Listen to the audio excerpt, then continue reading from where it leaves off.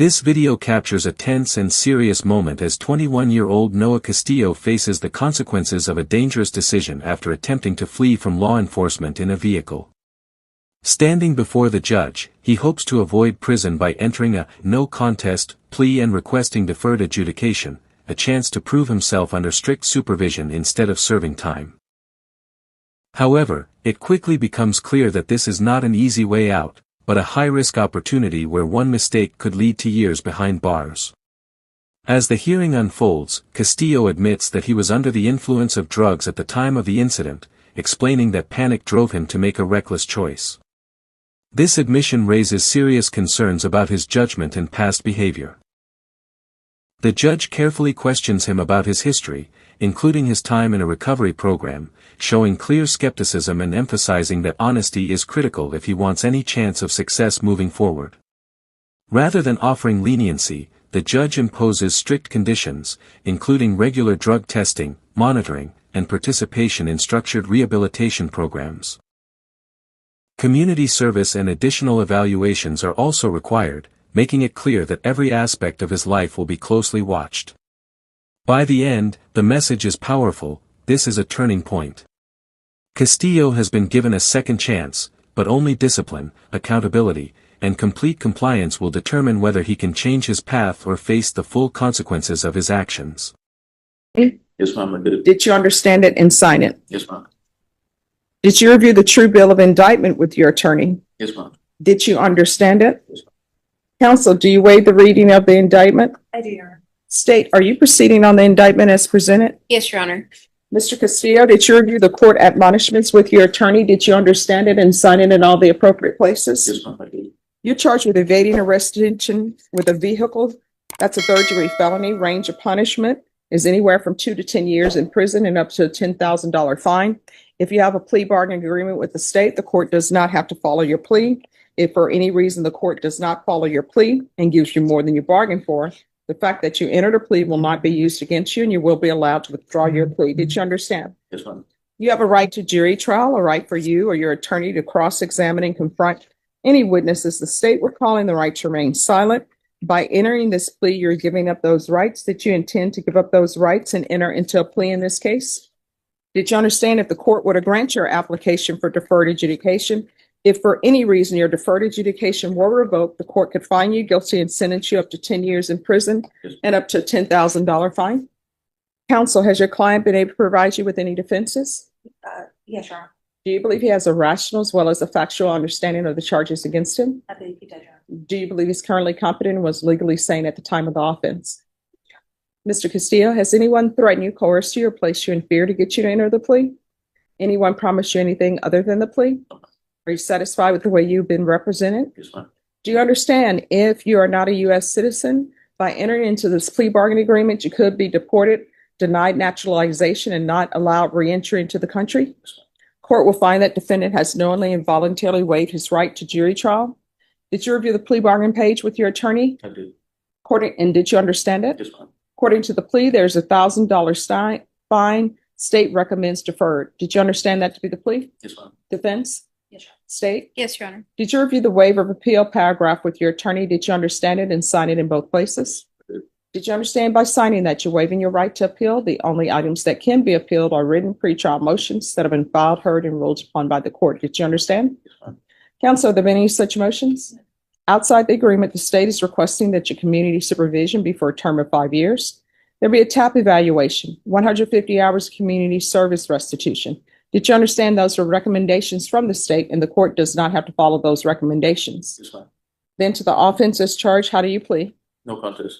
State, any evidence? Yes, Your Honor. State moves to admit what has been marked as State's Exhibit 1 in all attachments. No. Did you review the waiver and stipulations with your attorney? Did you understand it and sign it in all the appropriate places?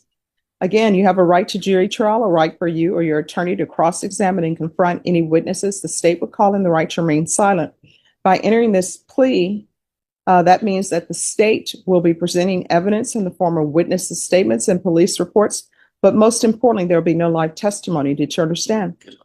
Court will find that defendant has knowingly and voluntarily waived and consented to stipulation of testimony and stipulations. Court will accept into evidence State's Exhibits 1 and attachments, and the court will review the same. After reviewing State's Exhibits 1 and attachments, the court will find there is sufficient evidence to find you guilty. Court will defer finding of guilt as you've applied for deferred adjudication. Are you proceeding with sentencing? Yes, Your Anything you wish to say on behalf of your client? Honor. Judge, we were just asking to follow up with her.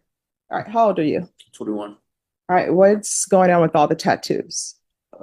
Honestly, can't really say, what's going on. It's just the time of my life is just, it's going a little wild. When did you get the tattoos? First tattoo I got when I was 13. Okay. And the neck tattoo, what's the neck tattoo? It's just the money sign. All right. So what do these tattoos mean? Nothing gang related, but a lot of them are just money. Really, all of it is really money. All right. I'm going to have you evaluated for gang affiliation. You understand? Yes, ma'am. Are you employed? Not at the moment. When's the last time you had employment? It's about before I came in. I was doing construction, so I said about a month ago. And how old are you? 21. All right. And do you have any children? 2. How many? Age? 2. And are you in their life? Yes. Do you live with them? Yes. How far did you go in school? Graduated high school. All right. And so what are you planning on doing with the rest of your life? Just being able to support my family and just go back to work and just do the best I can. Right. And so with this offense, why didn't you just pull over?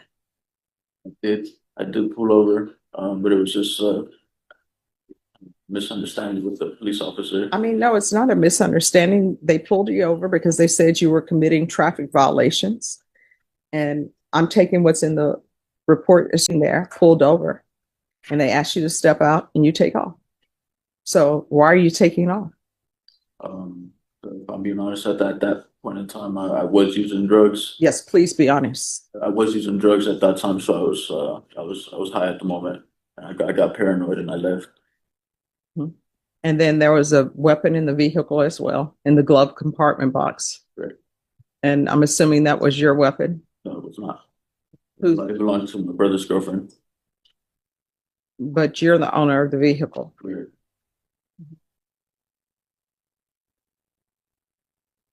Any other questions?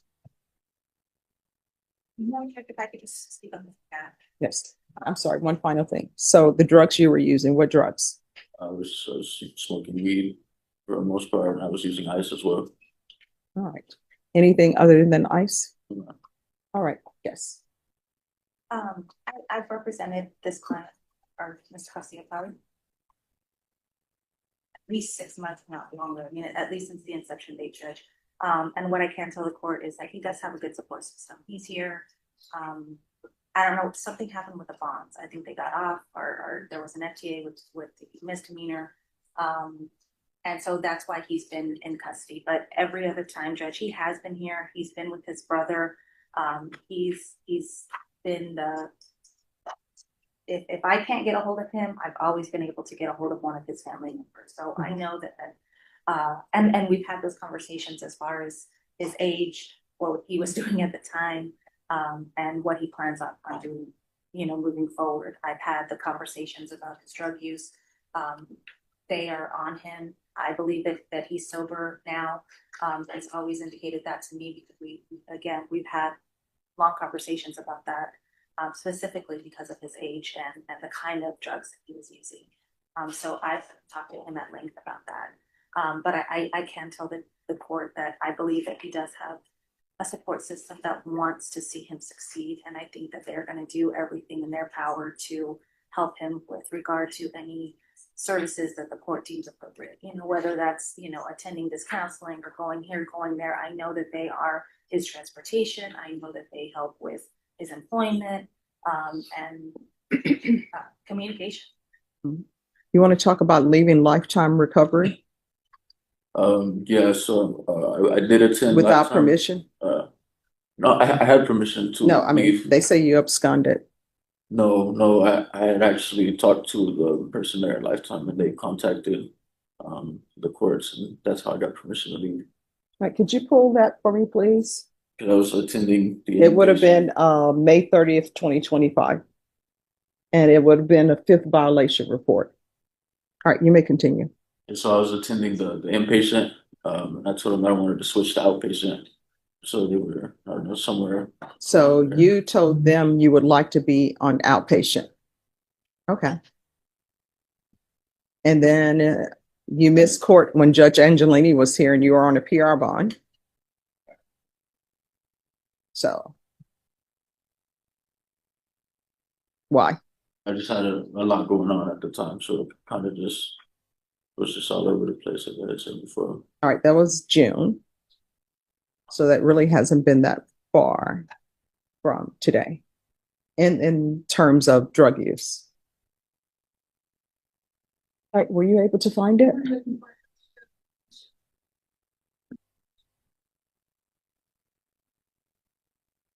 Because I know a warrant was issued for him on a violation report because of absconding from lifetime recovery. And usually when you're in treatment, they don't let you make choices of whether you want outpatient or inpatient treatment. And your attorney will tell you that because she does treatment courts as well. They usually don't give the person a choice and say, oh, we think you should be in inpatient treatment. What do you think? Oh, we'll give you outpatient treatment. Usually that doesn't happen. So I'm aware how that might sound, but I did talk to the head person in the lifetime, and she gave the okay as well.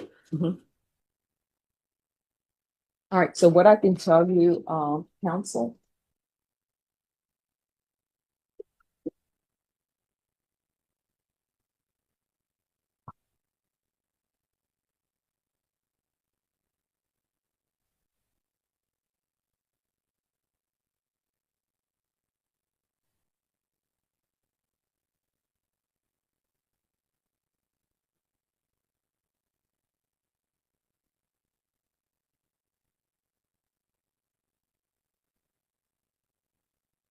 so this is what I'm going to do. Probation, it's going to be 5 years deferred adjudication, regular reporting by Zoom or in person, regular random UAs, proof of employment within 45 days of release, no employment as a home health care provider or with minors, no unsupervised contact with minors, 150 hours of community service restitution. I'm going to order parenting classes. Once that's completed, 50 hours of the community service hours will be deemed satisfied. If you enroll and complete some higher level of education or either trade school certification, the court will deem the remaining 100 hours satisfied. So you can either get a trade in something. Yeah, so I actually, sorry, I did go to a trade school. That's how I got my high school diploma. Well, you'll need to, you can work 100 hours of community service restitution, or you can get some higher level of education or trade school certification. And since you already have your high school diploma, that's not going to count towards that. You understand? I'm going to want a referral, and this is to take place in custody. I'm going to want a referral to felony drug court, and counsel, if you can talk with them. Since it's Monday, they'll probably be able to see you before the week is out and let us know whether or not you accept it. You need to be honest with them, because if you end up testing positive or violating conditions on this probation, you're potentially looking at 10 years in the prison. You understand? Yes, ma'am. So in custody, I want a referral to felony drug court. And I'm going to want a TAP evaluation and probation. I think we discussed this previously. The gang evaluation, that takes a while, correct? No, the gang evaluation is not very much, but in addition to the gang evaluation,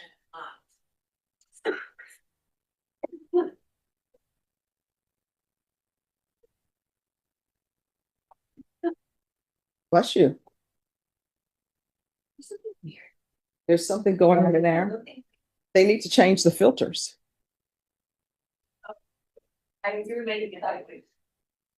Okay, so gang evaluation and ISP evaluation in council, if they say with the gang evaluation he doesn't qualify, then they'll just do ISP.